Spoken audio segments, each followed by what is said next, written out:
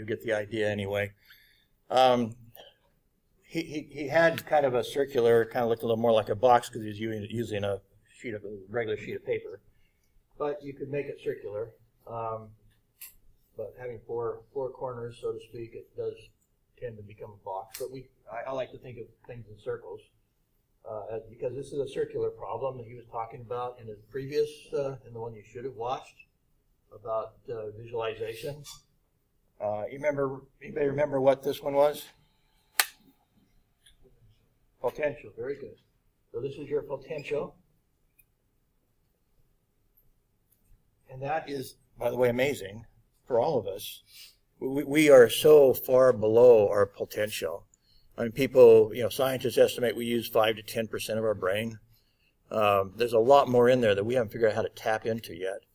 I have some personal philosophy about what some of that means, but I have a friend, for example, that during the Cold War was part of a team that was put together by the CIA for remote viewing. And the Soviets had the same sort of thing, where you could see someplace else. And for example, they lost an airplane that had some valuable equipment on it that they didn't want the Soviets to find. And they remote viewed it in the middle of a jungle in Africa, and went and rescued it. And so he totally believes in it. And he's married to the editor of a person I've talked to, maybe not in this class, but one of the top journalists ever to live was named Jack Anderson, who had set up such a network of contacts that he would brag that he would get information before the president got it. And he didn't trust any official spokesman in the government. And so his contacts were people that were career people lower than that. And so the people that actually creating the documents to send to the president, he would get them first, basically. And he was so good at it that he had a daily investigative reporting column. People, I went to a conference where there was a panel of Pulitzer Prize winners. That's the top journalism prize in America. And anyway, the panel of Pulitzer Prize winners were asked, how do you compare yourselves to the work of Jack Anderson? And they all said, we don't compare. We did one story, and we got a Pulitzer Prize for it. And he does investigative reporting. He reports every day. And so, all of them, all these top award winners said, we're not in his ballpark. But anyway, my colleague and my former classmate at Brigham Young University was his editor. And another classmate was his #1 reporter who co-authored for several years most of his stories. So I got to know him pretty well. But anyway, we are going into a period, by the way, when he could be, they're thinking because of the internet and stuff, we're going into a period where we could have superstar journalists and superstar educators. I think Xiamen Khan is a superstar educator. Some of you are familiar with Khan Academy, providing free training to millions of people around the world in an excellent format, excellent skills at that.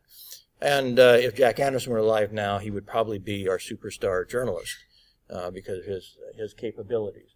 But anyway, so my point was only that he wouldn't have, this guy who believes in remote viewing had a pretty tough audience to deceive if he was lying, because his wife was part of the Jack Anderson team, and I'm sure he wasn't. He wrote a book on it, and so and there's other things. You have situations of healings, for example, or frail little women lifting up cars to get their children out from underneath it. And there's all sorts of things that we can't explain that I think are part of tapping into our brain, which then has an effect on our body, which can make us, in some case, what we might call superhuman. But I think it's in there. We just need to know how to figure out how to tap into it. So we have potential coming out of our ears, so we say. all sorts of potential. And then it goes from our potential, we go over, what's the second one? You remember? Excuse me? Actions. Mm-hmm. So our potential, we take some action, and that then leads to results. But this is circular because this one is key going both directions. And what's this one?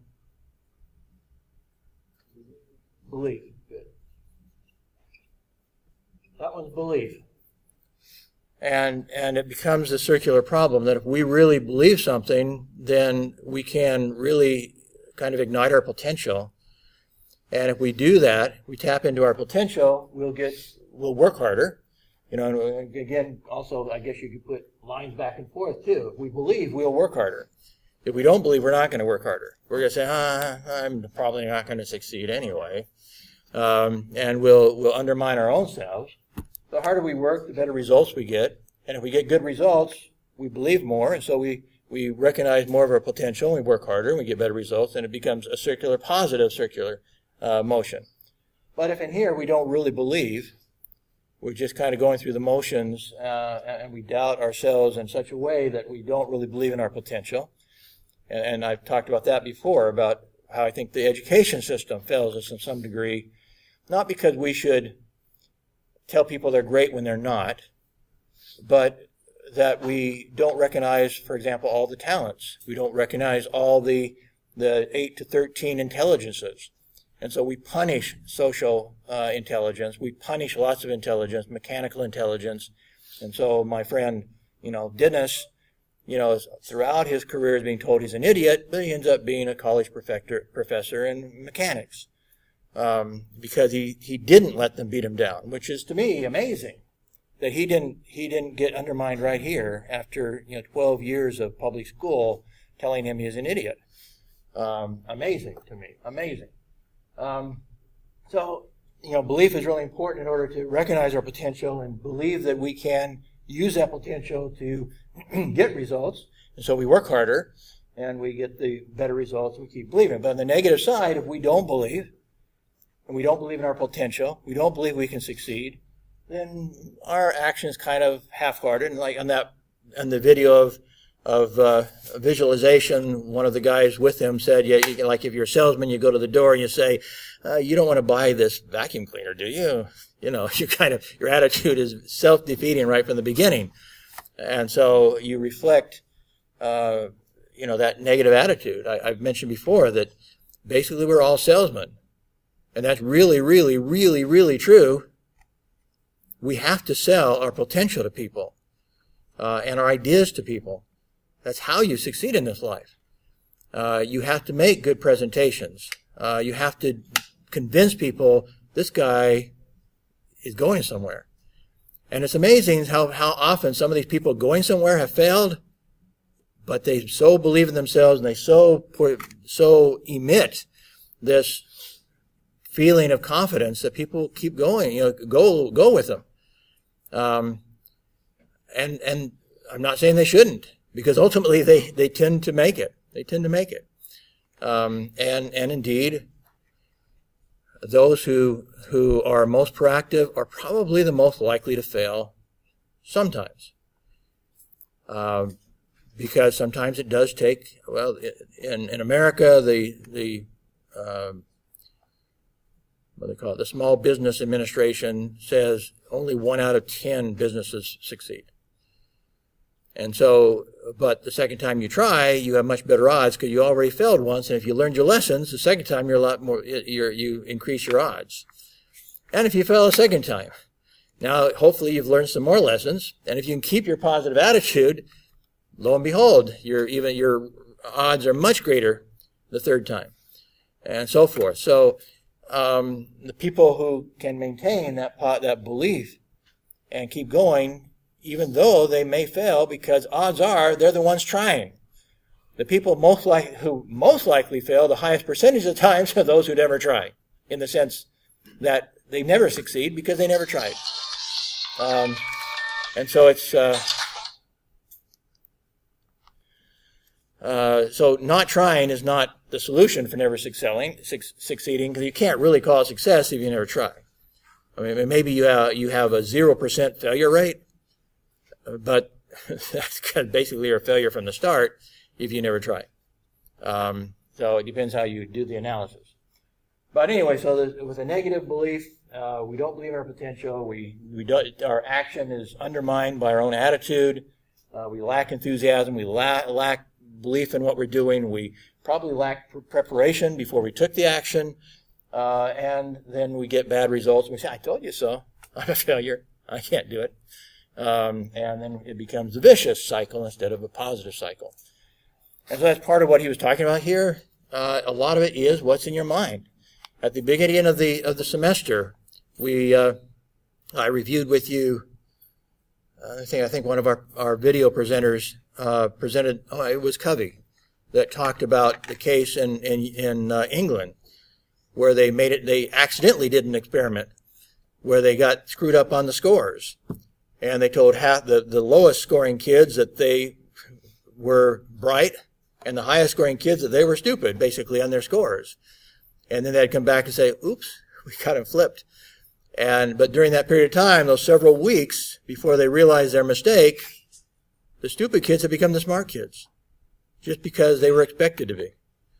And all it was a reflection of what the teachers thought of them. So, the grades said, and the teachers thought of them being smart, and suddenly the stupid kids became smart.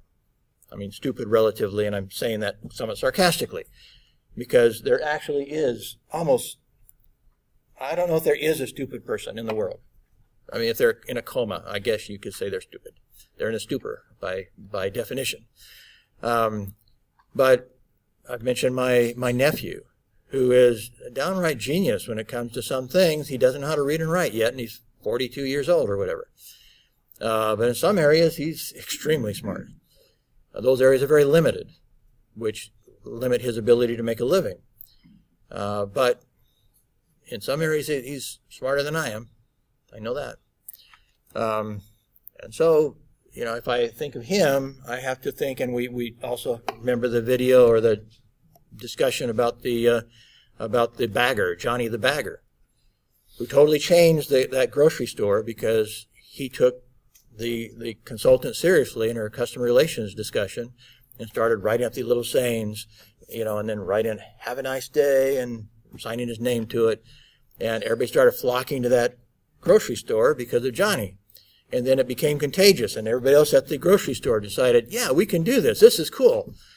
And suddenly the entire future of that grocery store was changed because of somebody very much like my nephew, who could never be anything in management, probably. I don't know how they would. I mean, he was a bagger. He was somebody who put groceries in a bag. That was his job. But he changed the future of the entire organization by being proactive, by actually believing what the consultant said, that he could make a difference, believing he had the potential of making that difference, taking action as limited as his capabilities were, and having amazing results, changing the entire organization. And so we talked about early on about how Stephen Covey said that somebody who was proactive was 5,000% more effective than somebody who was not proactive. And that's where I thought about Johnny. That was true of Johnny. Here's somebody who was clinically retarded, probably like my nephew, somewhere around a 70% IQ. And he was working with people who, some of them managing stuff who probably had 120 IQ, something like that. So he was way below them in IQ, way below them in what you would say was his potential. But he was proactive. He was proactive. He believed he could make a difference. He took action, got tremendous results, changed the entire organization. As a proactive person that we would think of being pretty stupid. I mean, if you're a 70 IQ, he wouldn't be in this classroom. But he changed the whole organization by believing he could and doing it, being proactive about it. So again, in this video, it's kind of a reminder of what he taught in the visualization. If you remember the visualization video, he talked about the strength of actually visualizing the basketball players making their free throw attempts and so forth, that they did better than the ones who were actually practicing by just practicing in their mind and visualizing themselves making 100% of the free throws, not 50%, but in their mind they made 100% of the free throws. And they convinced themselves that they could do that, because mostly in free throw shooting, it's your psychology that stops you from doing it, because that's the easiest shot in basketball. You just stand at a line and shoot at a basket with nobody guarding you, nobody doing anything. But some great players have been terrible at it because they didn't quite believe. They had somehow lost their belief that they could make that basket on a consistent basis. And over years of practice, they couldn't do it, even though they were amazing in every other facet of the game. So that visualization is part of what he was talking about, is seeing what you want to achieve and seeing yourself doing it. There was another speaker then who was it? Maybe it'll come to me in a second.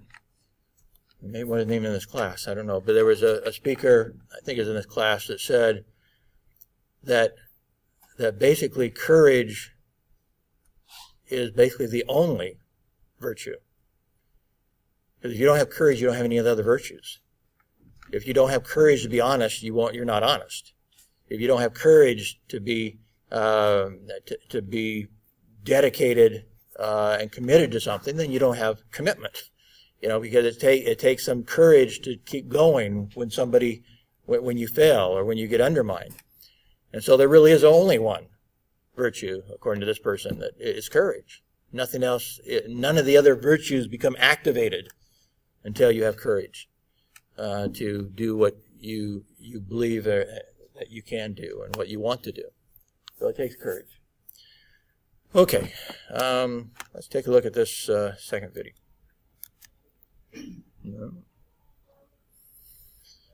Well,